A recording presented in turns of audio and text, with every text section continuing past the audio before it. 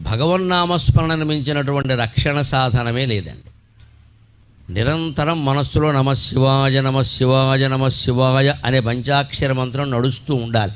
దీనికి ఎవరో గురువుగారు ఉపదేశం చేయాలి, చంద్రగ్రహణం రావాలి, సూర్యగ్రహణం రావాలి, ఈ చేదస్తాలన్నీ పక్కనట్టండి. మనస్సును మించినటువంటి తీర్థం లేదు, శరీరాన్ని మించినటువంటి క్షేత్రం లేదు, అంతరాత్మను మించినటువంటి గురువు లేడు, జీవితాన్ని మించిన గ్రంథం లేదు. అందరికీ ఇదే ఉపదేశం అనుకోండి. హాయిగా నమశివాయ నమశివాయ నమశివాయ.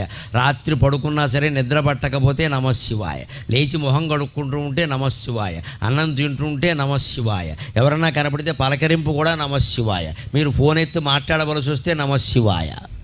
ఇంత ఇదిగా భగవన్నామాన్ని మనం సొంతం చేసుకుంటే అన్ని రకాల పాపాలు కాదు, సకల కర్మలు నశించిపోతాయి. అన్ని కర్మఫలాలు పోయి జ్ఞానం పొంది మోక్షం పొందుతాం, ఎప్పుడూ ఆనందంగా ఉంటాం.